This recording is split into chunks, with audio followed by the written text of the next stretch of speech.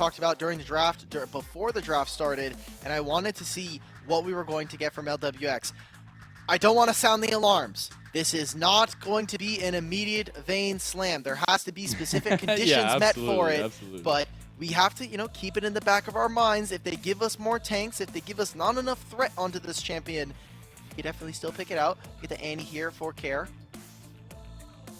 You get a nice little setup here, but I do feel like Annie has been slightly falling out of priority unless you have those big moments in games where you can get those big flash tippers in team fights to set the difference and catch out ADCs. But we do get the Wukong for Jiejie, so some skirmishing available, but also some early pathing advantages his way, and the Renekton to play around as well. So giving a lot of priority over to our bottom lane.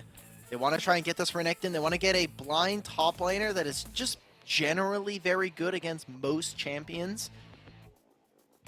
I mean, right now at this point, they've gotten all the crucial picks, right? They're most played to some extent. I guess now the most played for JJ that'll match that 6 for Maokai and Sejuani. But it is the Jax as an answer for FPX. Fortunately, you were talking about most picks. I'm really surprised that EDG are actually banning the Cassante. You would think that between FoFo and Ala, that this would be the matchup that they try to go for. Ala's most played is Cassante. Maybe they were going to try and flex it, but instead wanting to prioritize that Meiko. And now junglers are going to get picked away at by the side of EDG. While FPX need to start thinking of AD carry support combinations they don't want to deal with. Rakan, I think, is a big one. Has huge engage potential and has been one of the biggest champions we've seen, aside from Rel coming into the meta most recently. Yeah.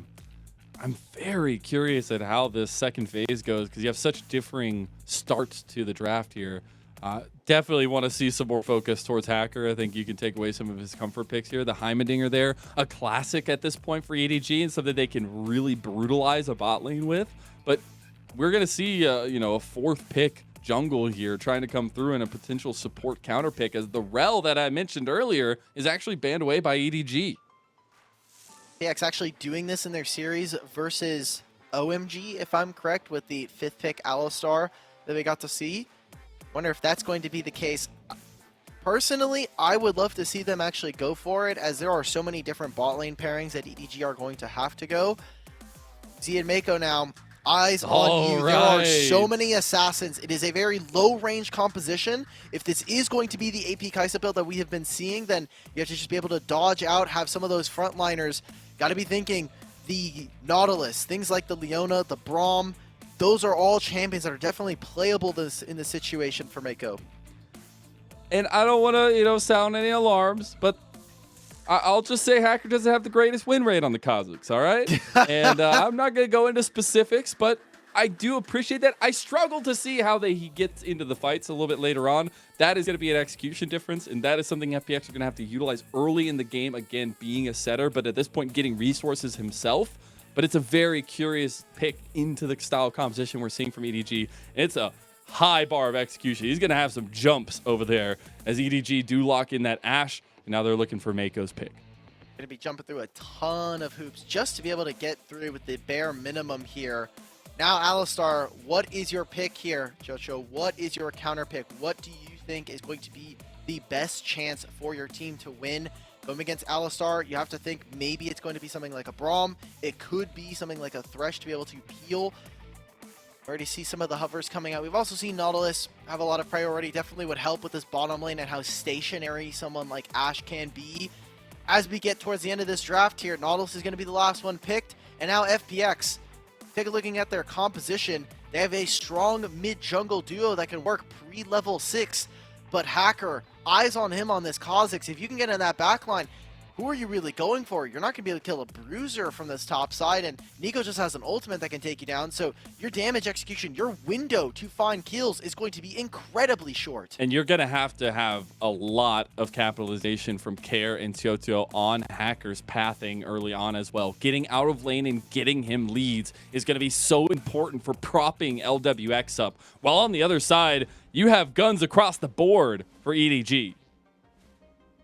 Getting the Nico, getting the Wukong for Jiejie, something he's been playing all year long. Like, this is a dangerous composition. I think EDG are in their comfort zone. Even getting Uzi Ashe, which We talked about it in our last series. Ashe definitely starting to come back into the meta, and something that allows for Uzi to show off one of the things that made him one of the best AD carries in the world. His individual micro and his ability to space with those auto attacks. Ashe is going to be perfect at that, and as long as EDG can dig their heels, build out that front line with the Meiko, with the Alistar, buying time for someone like Uzi, I think this game should be an easy enough win for them. FPX hopefully are not going to give it to them easy and make them work for it. We're getting into game one now of our second series of this Super Sunday. It's EDG on the cusp of locking in playoffs. A win here will secure them a summer spot. FPX on the other side, again, they just need wins. They've got to have a strong end of schedule. 3 series remaining, including this one for both teams. As we hit the rift, it's EDG versus FPX.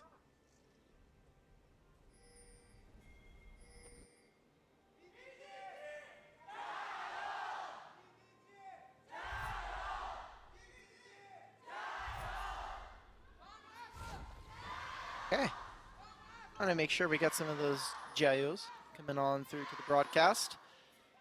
Now, regular 5-point start here. EDG, they need this early game to be stable. They cannot have their bottom lanes falling.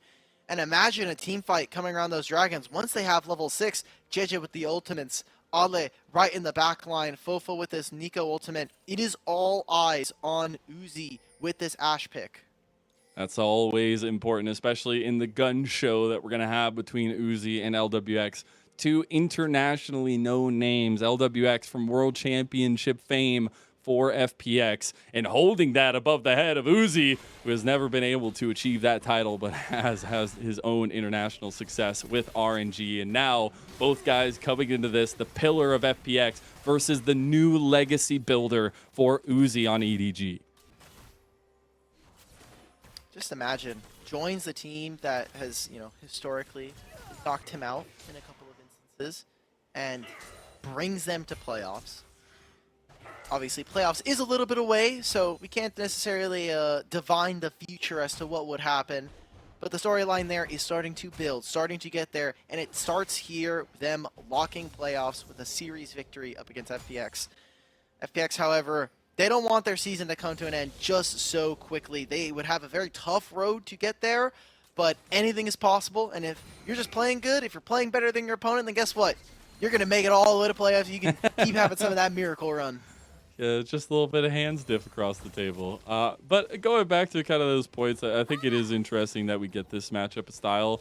Again, a series where we're looking for setters for both of these ADCs, and Jiejie trying to be a bit reactive to Hacker's early gameplay, but you see already the vision is oppressive that you're going to get from the EDG side. They get the information that Hacker is pathing down towards bot side. And unfortunately for FPX, they push this wave way too fast, so they're not going to be able to actually interact with their lane opponents, which is what you would want to see from a Nautilus, being able to find hooks.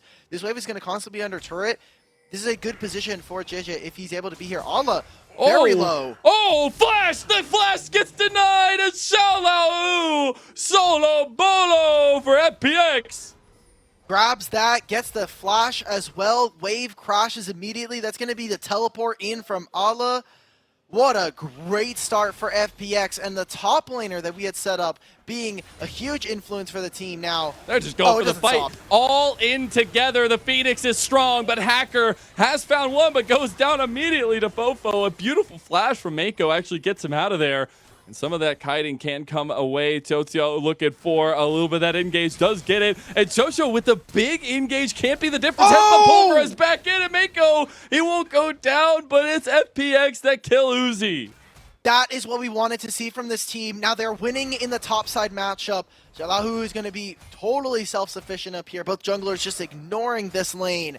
Hacker finds kills and now sets up LWX for success. Already this bot lane off to a fantastic start. FPX in now with a 1,000 gold lead in the early game. We wanted to see them play fast, play loose, and they're finding those execution windows. They're getting good at punishing. They're doing it. I mean, it's 4.5 minutes in. We already have components really coming online for FPX. I love that the gold has been spread around here. but it is about honing in on that, right? EDG have a job to do here tonight, and it's locking in playoffs, and FPX trying to be the spoilers. What a huge storyline. Again, it is only 1,000 gold, and we'll see Hacker. They want to go for this dive. Jiejie is on the wolves. It would take a long time to get here. They're going for it. Can't stop, won't stop. Get another kill. No, Xioalaohu! Oh, it's disaster as Allah is able to deflect the 2v1. Just takes way too long to kill this Renekton. Doesn't even have the ultimate quite yet, so a small misplay there. Definitely buy some more time for EDG. It's 5 minutes. We've had to kill a minute at this point. Are you not entertained? Yes. Fantastic stuff from them. As you get a replay of all of this. So, yeah, this looks like to be the solo kill. Wonder what exactly happened. I mean, yeah, I guess the didn't have the E. Okay, yeah, the E's on late. cooldown, so he just couldn't get away. Yeah. That's one you want back 10 times out of 10. But he gets it back right here. As the E immediately gets out in the middle of the stun and is able to dash back under the turret. Great job coming out from Ollie to go 1-for-1 in that trade. Gets the kill back, so he's able to go 1-for-1 in the lane. And now, here for EDG, they have to be so careful. I love that we're seeing FoFo here on the Meiko. We'll actually show that it was them, as they're going to see the pings and be like, oh, okay, well, that's just not a real champion there. And Jiejie can actually potentially come back through to this lane. I don't think we're going to see much action. He is still a little bit of ways away from that level 6. Might try to leech some experience off of the next wave to try to go for something, but yeah, I just don't think you need to go for it. LWX will not have flash even when you do get level 6, so you just revisit this in a few minutes.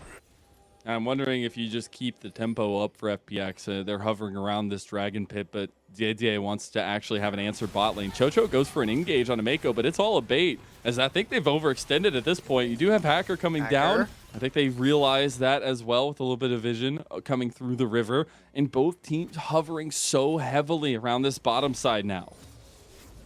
Jiejie, instead of contesting continuously, is actually just going to back here. Actually gets interrupted, funnily enough. Hacker very close to that level 6. We've seen some different Kha'Zix builds so far. A lot of them have been indexing on that Q for the individual isolation damage, but W has a ton of utility in terms of the slow. You see already Hacker wanting to try to get something done. The wave is not in a fantastic position, and Z and friends are probably going to be looking for a recall anyway. Looks like FPX on the opposite side want to try to build a little bit of a freeze here to make sure that they have a better back timer, that they can keep the wave out and set up for Hacker to revisit this lane.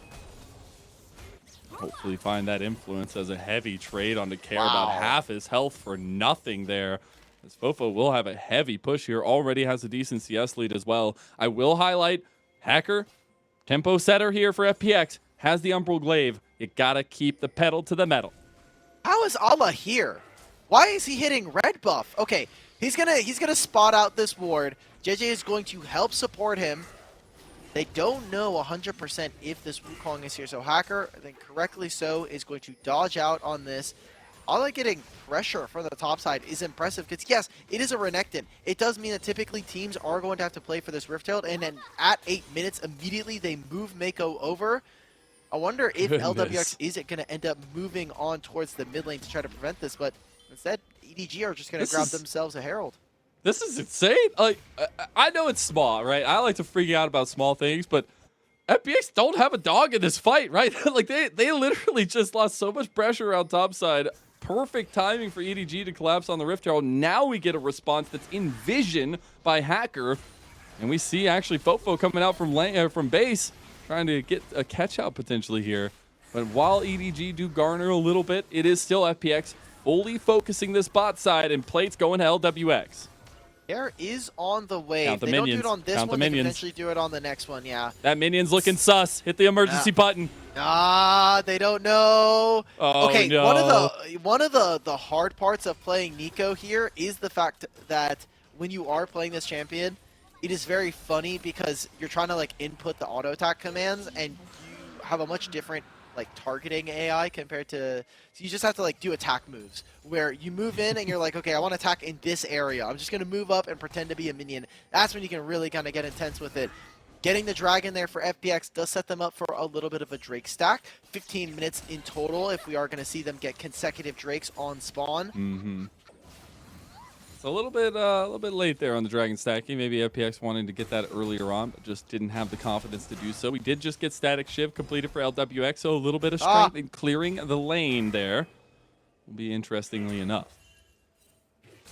I like during that Rift Trail trade, we were talking about it being like a really cool trade, and it was just Jiejie getting red buff, or Jiejie getting Rift Trailed, and Hacker stealing away red buff. I was like, this is the most dastardly trade I've ever seen in my entire life. But they had priority. I don't know who told you to take that trade, but it's a terrible trade deal. Yeah, they're like, do you want to trade 1 gold for your extremely rare exotic? Yes. Oh, for free. How about trading a wild Meiko for a little bit of gold in the pocket of either Hacker or Care? Can they get him? He will get the flash out, and unfortunato for FPX, it goes wide. They will be able to revisit that, and FoFo doesn't have the flash pop blossom.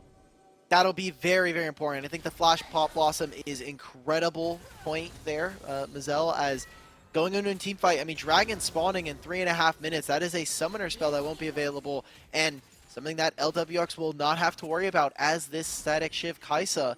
I know everybody's been seeing it. If for some reason you've dodged out on this build, either in solo queue or watching competitive play, congrats. You've probably been watching a lot of LCS, but this item is just so incredible. Like the fact that you can wave clear, it sets up for the Nashor's Tooth second, and Poke Kaisa is already annoying enough as it is in ARAM, and this is worse now. Nice little spider dredge line out from Chocho. Jiejie was hovering because he has the Rift Herald he needs to utilize. They're going to try to go for this now. Pop the ultimate. Allah. I don't know if Allah can get out of this one. This is going to be a bit rough as he gets dragged down. The dominance is not enough as he gets eviscerated by Hacker. Wonder how much more they're going to put into this top side. Allah being the focus. Xioalaohu has been doing fine for himself individually, finding that solo kill like we were talking about. But now it is 2 separate ganks that have set him behind. And Jax being a more and more credible side lane threat. If they need him to, they can play this game for EDG or for the side of FPX with 4 members posturing out around objectives. It probably is going to be the 3-man core of Care, LWX, and Chocho walking together. Hacker trying to find flanks and setting up for TP plays from Xioalaohu once they're done with the split push, once they're done doing all of that. Finishing the Divine Sunder so early on is going to change the dynamic of this lane. It's actually going to be so huge, and see if any influence goes up there, because I think we're still in the setup mode for both Uzi and LWX. I think more so for LWX at this point. Uzi may be going for a little bit more utilitarian setup until he gets those items completed, but FPX, again, their whole motto here is to keep on pushing, keep on getting this tempo for themselves, and if they can continue to do that, it sets them up so well with these next objectives coming up. Speaking of, we got a minute and a half. You already see both teams starting to posture around it. Hacker's job right now with this Umbral Glaive is to clear out as much vision as he can. Finding Meiko here, getting the ultimate is huge. Yeah, that's the Unbreakable popped already, and a decent amount of CC. He might just go down in the end of the depth charge comes through in EDG. They have to get the Pop Blossom back. Meiko still dies, but they have a decent amount of damage as FoFo gets one, and the damage has come and arrived. Can they chase down LWX? He is able to get the distance off there, but EDG find a fight back, sacrificing Meiko. Massive trade as well. Support for mid laner. And Hacker even going down here. Allah, okay, doesn't have the flash, isn't able to get over that wall. This is going to be for sure a dragon. Allah didn't bring the bug over spray. EDG. Yeah, basically. He had the raid ready to go. Yeah, Hacker not going to succumb to the poisons there, but it was actually Xioalaohu making an interesting move, trying to get some vision potentially there, but I actually saw EDG hovering, so I thought maybe he might get capitalized on. But this is Meiko's bait of all time. Like, look at me, I'm playing Alistar. I'm Everybody come hit me. I've got damage resistance. They can't kill me. Oh god, they're hit. Okay, well, I'm gonna go down to Ignite. They kill me. They're killing me. FoFo, Big you're good, win right? here for EDG. Is LWX no longer having flash, no longer having cleanse. That is one of the lose conditions for FPX, is when their AD carry do not have those summoner spells, the ability to peel for himself. And so it will mean EDG will take the driver's seat. LWX and FPX as a squad will have to be very careful, as they are now entering the pit second to FPX. There's no TP on top laners. There's nothing there. We'll see if they want to come down. You already see actually Xioalaohu on the move first. You have Dragon started up, but you have that Taste Their Fear coming through clutch on the Dragon with the amount of damage, and nobody's even there to contest from EDG, so second Dragon FPX. EDG just not at the play. FPX going for that Dragon. They are now actually positioning around mid, and they're going to cut FPX from controlling this, from protecting the mid-tier 1. I feel like there was an option for EDG to actually move a little bit faster for this, to actually move into the play, move into mid, dropping the Dragon immediately. I was a little scared though, Mazel. FoFo had Flash coming up. He had the Pop Blossom. I was ready for it. And now they're being able to grab another Rift Herald here for themselves. Meanwhile, LWX just firing away at these turrets, grabbing a tier 1 and going even further. There's no one here to match. He's actually going to get a lot of structure damage. Gotta be really careful letting them hack away at these side lanes, because also looking at the other side, Xioalaohu is going to be a menace in this game on the Jax, and you're already getting such pressure from FPX's bottom lane.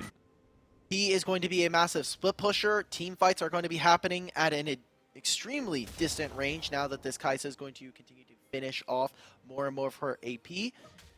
And for EDG, it is all about, can they start a fight? How quickly can they start a fight? How quickly can they turn to find these picks? Because you have the Ashe, you have this Alistar. Every single bit of your kits are built for, can we burst out one member? Maybe we find a couple of them out of position. But if FPX don't ever give you the fight you want, then suddenly they're in a tough position. As now, EDG grabbing the Rift Herald, they're going to use it to get some plates over into the bottom side, setting up for future Dragons, especially since they've already taken the mid-tier 1. Maybe try to pilot this one into another crash. Could be a bait, though, as you do have Care waiting in the wings there just in case EDG want to step too far. The Rift Herald will die, but EDG, I think they were seen going into that bush by the zombie ward. We'll see if it is true, though, as playing a bit hesitant is FPX. Moving up, though, as LWX trying to push out this mid lane. It is just tension, as I guess they're just going to walk right in, trying to get the invade and get the control ward found out and sniffed out by FPX. Jojo gets an additional like 300 to 400 HP shield between him and Annie, just giving him the shield. He's like, oh, okay, well, I can just walk up. There's nothing you guys can do. Clearing out vision. This is the detriment of missing out on these tier 1s in mid and bottom lane. Is now EDG just gets so much priority to walk into your jungle, put on vision, track some of your camps. FPX in a pretty difficult position. Yes, they are up 1,500 gold at this moment, but you look at where a lot of this lead is. Xioalaohu is doing well for himself. Hacker's picking up here and there, but the map is opening up in favor of EDG. And FPX, they need to be able to get something else. They need to be able to grab this mid-tier 1, which doesn't seem like it's going to be the case. They need for Xioalaohu to continue pushing in one of these side lanes and drawing members of EDG away from objectives. And we've had such a heavily contested early game into a bit of a quiet state here, but specifically, the tension does not give up in this series. EDG are still on the cusp if they win in this series to go to summer playoffs. So that means they need to be all eyes, all ears, ready to go. And you see that their composition is starting to bare teeth a little bit, but FPX want to cut those out. Straight up dentistry going on. They want to take those away from him. Now LWX getting immediately engaged upon. The Killer Instinct immediately comes out. The Enchanted Crystal Arrow also utilized as we had double engage, but Meiko now caught. Pop Blossom comes through, does get a couple members, but there's double TPs coming in. EDG, they've got to help, though, as it's Ala just taking on the world right now. He can't get the big heal, but here comes Jiejie. He gets immediately focused down, and FPX decision-making was on point. They stopped every single measure from EDG. Ala TP'd into that fight. He goes down. Jiejie doing great damage onto LWX, but simply uses the Killer Instinct, is able to escape. So at that point, that main core of EDG that we had set up, that they are building space for Uzi.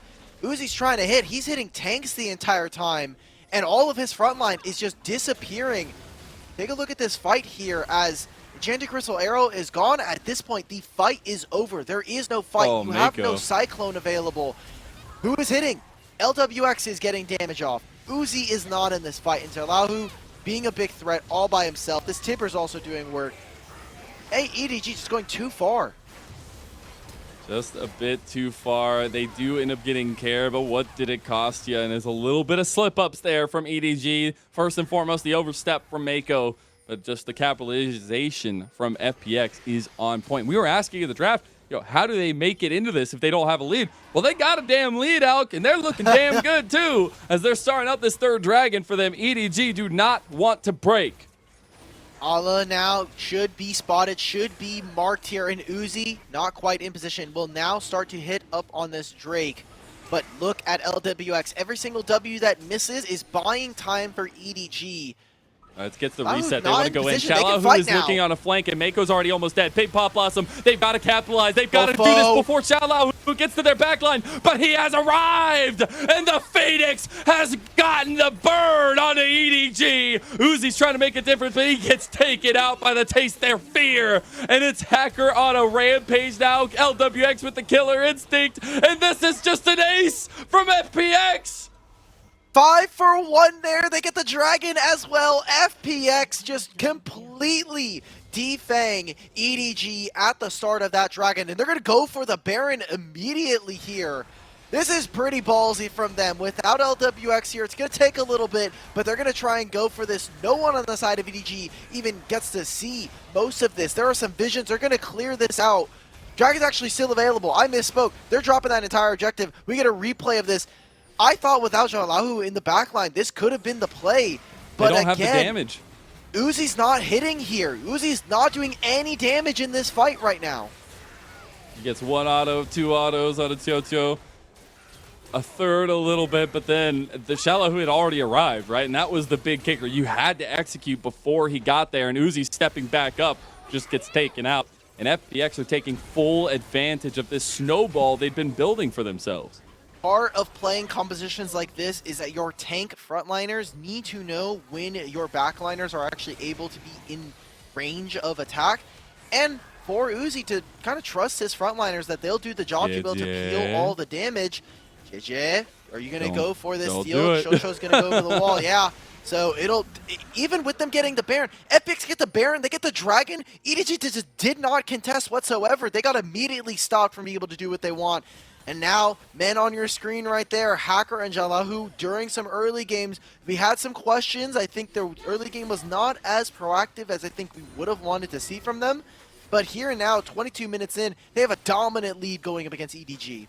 And you've stifled the proactivity that typically EDG want. Xioalaohu, that pain and the thorn in the side that we were talking about earlier, it's alive and well, and it's something that EDG just have to pick at. But speaking of picking at, they're going to try to find a pick here. FoFo gets the minion part of him almost taken out, but he has bought a little bit of time. I think they know, though, as they're backing off immediately, and that's FoFo's attempt in mid lane going awry, and the Baron buff push still coming in.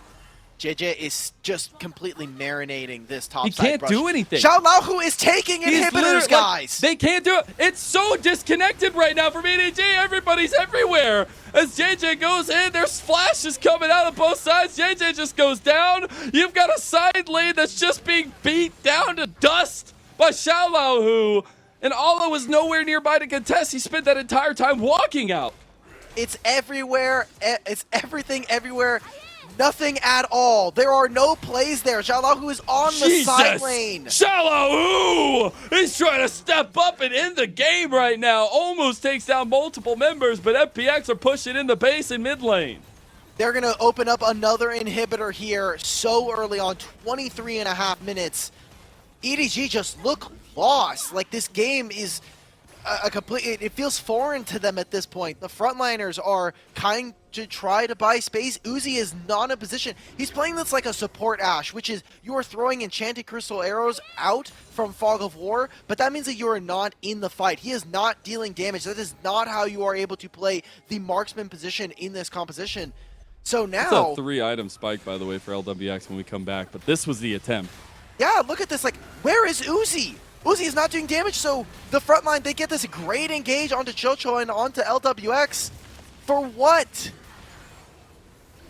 And the entire time, Ala spent walking mid lane, didn't even get anything off, and the inhib just got beat down bot lane. Now we're looking back. We do have some item completions, but it is a monumental, almost 12,000 gold lead for FPX. And it's something that is very difficult to fight back from when you're in this snowbally style composition. That's what we set up from the beginning for FPX. And while that bar of execution was high, Hacker has the leaps, and FoFo's trying to take out a little bit of his jumping power here, but he's all by himself. He's going to try to pop blossom, but again, the disconnect is always rampant as Jiejie now with the Cyclone. One by one, the dominoes are just falling for EDG. Not like this, as Xioalaohu is mid lane looking to end the game. EDG, they're running around like chickens with their heads cut off. They look so lost in this. Now Kara is going to teleport. Xioalaohu is hitting the Nexus. He's literally ending the game right now. EDG don't have a last gasp left, and they needed to come out here and handle FPX to lock in playoffs, but it's FPX who handle them completely in game number 1. And disappointed faces on the side of EDG, but FPX are roaring to life. FunPlus Phoenix now. It's a best of 3, so anything can happen. We can still see 2 more games from EDG here at the very least.